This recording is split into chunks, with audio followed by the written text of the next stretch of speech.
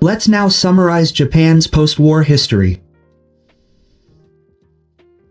On August 15th, Japan accepted the Potsdam Declaration, and on August 30th, General MacArthur arrived at the Atsugi air plant. On September 2nd, the Happiness Document was issued, and in September, GHQ was established, with MacArthur becoming Supreme Commander. In October, MacArthur conveyed his 5 major reform orders to Prime Minister Shihara.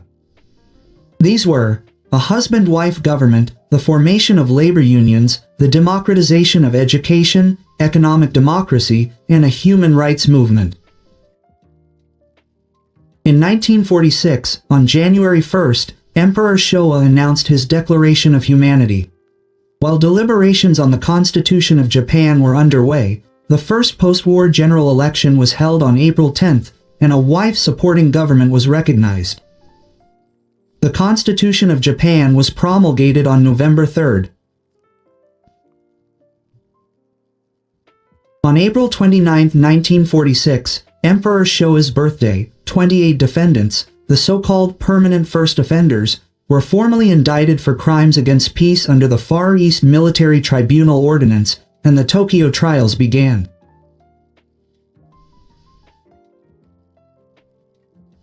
In the 7th year, the new regime took full control, and on May 3rd, the Constitution of Japan came into effect, and the Fundamental Law of Education, the School Education Law, the Labor Relations Adjustment Law, the Labor Standards Law, the dissolution of the Zaibatsu, and the police system reforms were all implemented one after another. In 1948, against the backdrop of the fierce Cold War between the East and the West, the GH policy shifted from democracy to a focus on debt. In other words, a reverse course began, with reforms prioritizing reactionary policies. For example, in politics, conservative politicians who had been expelled from public office were reinstated, and in economics, the dissolution of the Zaibatsu was cancelled, and the labor movement was suppressed by restrictions on strikes, etc., and the National Police Agency, which would later become the Self-Defense Forces, was organized for the purpose of maintaining public order. In terms of education, the subject of morality was revived. Here, let's summarize the developments in Asia after the war. In China, the Japanese army withdrew from Manchuria due to the Japanese occupation, and the Kuomintang Xiaohuishi and the Communist Party Blind Ziteng began to clash again. In the 6th year, the Civil War began in earnest. The Kuomintang took control of major cities, while the Communist Party switched to guerrilla warfare based in rural areas. In 1947, with the support of the Soviet Union, the Communist Party began to take control of Manchuria. The Soviet Army collected all the weapons left by the Kwantung Army in the conflict and provided them to the Chinese Communist Party. As a result, the border civil war intensified in 1948, and the Chinese Communist Party won consecutive victories. In January 1949, the Chinese Communist Party took control of Beijing, and on October 1st, Mao Zedong established the People's Republic of China. In December, the small party fled to Taiwan, and the border civil war ended. In 1950, the alliance between China and the Soviet Union was strengthened. Next, let's summarize the situation on the Korean Peninsula.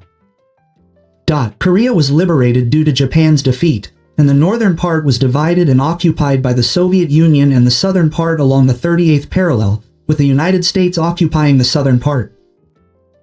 In 1946, the former Kim Il-sung regime, supported by the Soviet Union, was formed in the north, while the U.S. military regime was in the south, and the two sides faced off.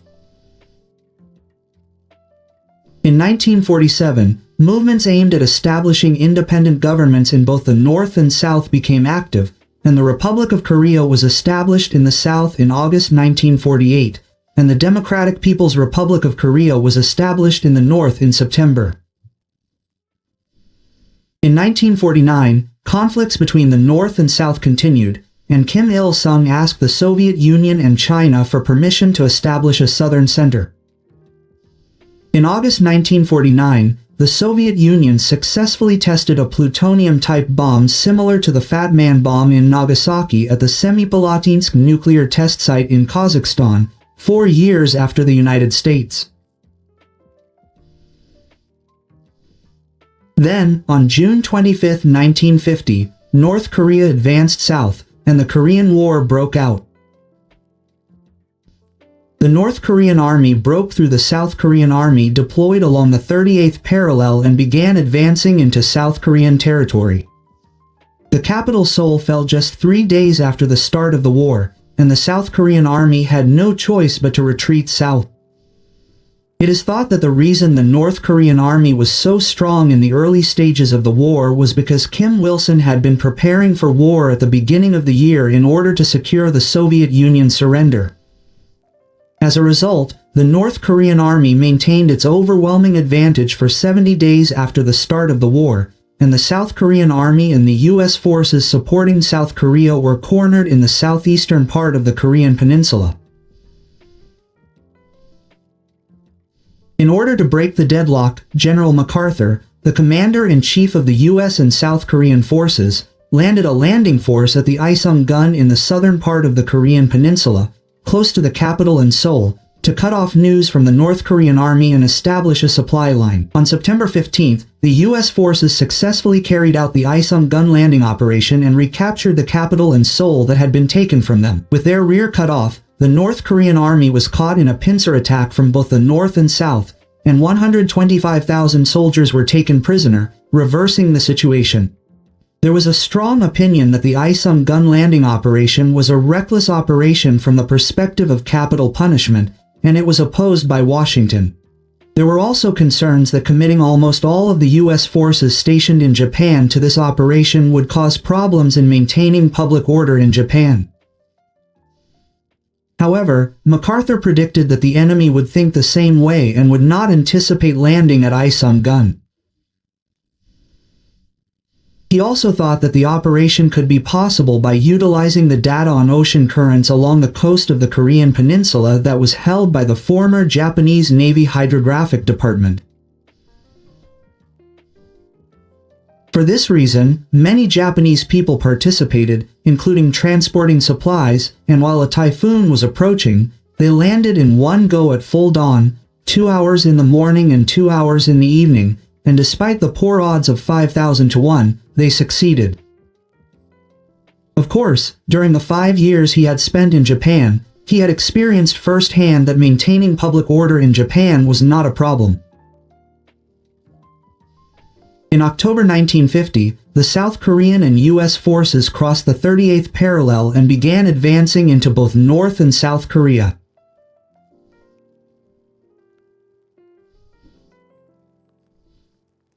Cornered, Kim Il-sung asked the Soviet Union to send reinforcements, but Stalin refused direct Soviet support and ordered him to ask China for assistance. It is said that Stalin turned America's attention to the Korean peninsula while trying to expand the Communist Party's influence in Europe. Meanwhile, the Chinese Blind Zemin Party had anticipated being drawn into the Korean War and had been preparing for war, but China's entry into the Korean War prevented them from advancing into Taiwan. This is because in 1949, the Chinese army had gathered near Taiwan in order to corner the small-scale Chinese army. However, following the successful Soviet atomic bomb test, the advance south in Korea became definite, and preparations for an invasion of Korea began. With the introduction of this volunteer army, the People's Righteous Army of China, the North Korean army pushed the front line south and crossed the 38th parallel, making the war even more difficult. In response to China's entry into the war, the General Assembly of the United Nations passed a resolution declaring the North Korean army an invader. The North Korean army's superiority continued until the early 1951 landings, but thereafter the situation remained static near the 38th parallel. After that, in an attempt to break the static situation in the war, MacArthur advocated the bombing of northeastern China with atomic bombs. However, President Truman did not want an all-out war with China, so in April 1951, MacArthur was approved. After being approved, MacArthur was relieved of his duties as commander of GHQ and returned to the United States. In Japan, 200,000 military personnel, whose supporters had declined to pass a resolution of thanks to MacArthur, packed the streets all the way to Haneda Airport. After his conviction, MacArthur gave a farewell speech at a joint session of the U.S. military, leaving behind the famous words, "A soldier never dies, he only fades away." MacArthur was immensely popular in the United States. When he arrived in San Francisco, more than 500,000 people greeted him, and millions of people gathered for parades in Washington, New York, Kagoshima, and Waki. Conversely, public opinion was warm toward Truman, who had acknowledged his heroism, and MacArthur was considered the leading candidate for the Republican Party in the following year's presidential election. To ensure this, the Republicans summoned MacArthur to a meeting of the U.S. Joint Committee on Military Affairs and Foreign Relations.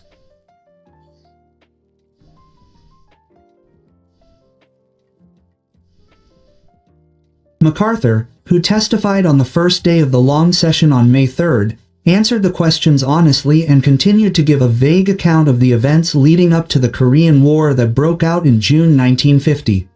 The questioner, Republican Senator Burke, corrected MacArthur by saying that his proposal to blockade China by sea and air was the same strategy that the United States had used to win the war against Japan in the Pacific.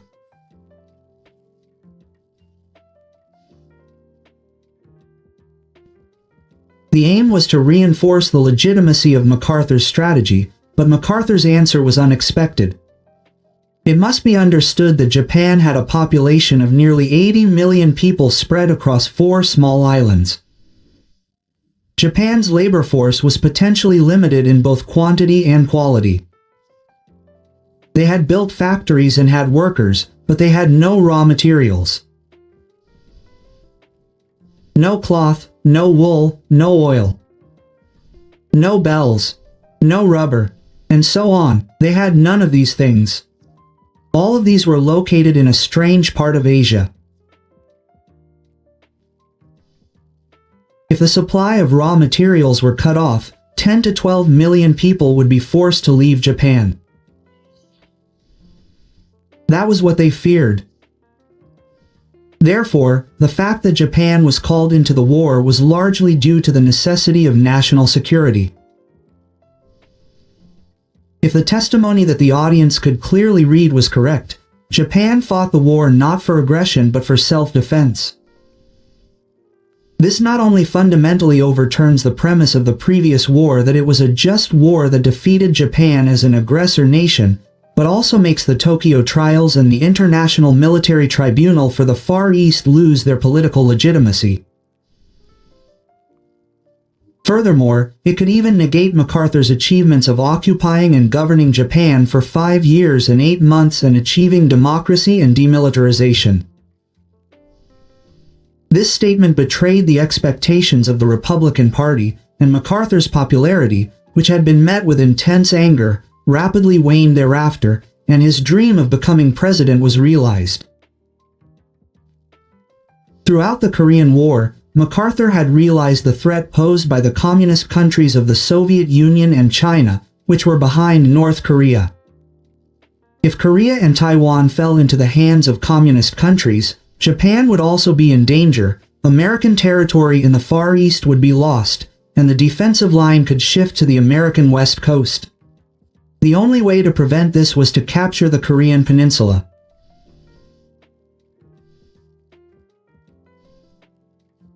This view was deeply rooted in the U.S. State Department and the Pentagon, but Truman was concerned that if the NATO member states were to come into total conflict with China, Europe would be vulnerable to Soviet retaliation, and he was plotting a compromise along the 38th parallel.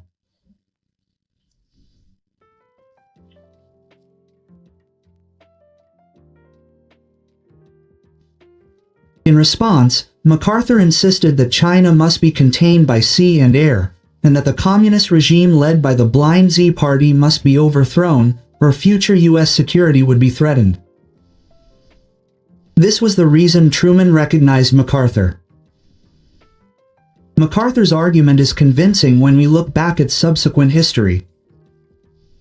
However, the strategy of conquering the Korean peninsula while defeating the Chinese on the mainland was the same strategy that Japan had adopted since the Sino-Japanese War to protect its independence.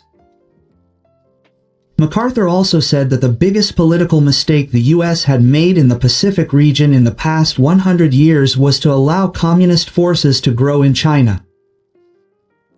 He said that the price would be paid for this in the next 100 years. MacArthur was essentially saying that based on his 5 years and 8 months of command of Japan and his experience in the Korean War, the enemy the United States should be fighting was not Japan but the Soviet Union and the Chinese Communist Party.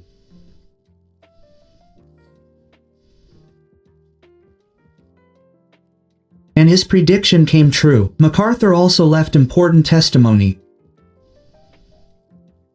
In response to a comment by a senior Democratic Party member praising the GH as an unprecedented success, MacArthur said, "I do not accept such an assessment.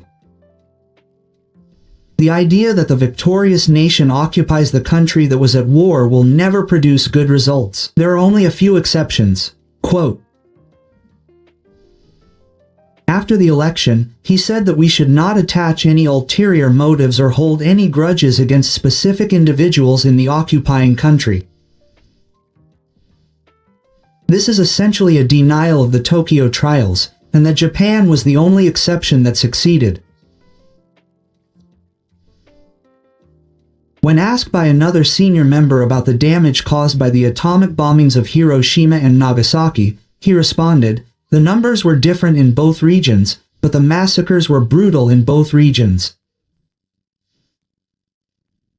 He may have wanted to criticize Truman, who ordered the atomic bombings, but he described the atomic bombings as a massacre. Isn't it true that such statements should be conveyed in Japanese history education? If you enjoyed it, please subscribe to the channel and give it a thumbs up. Also, please share it as much as possible and give us your opinions.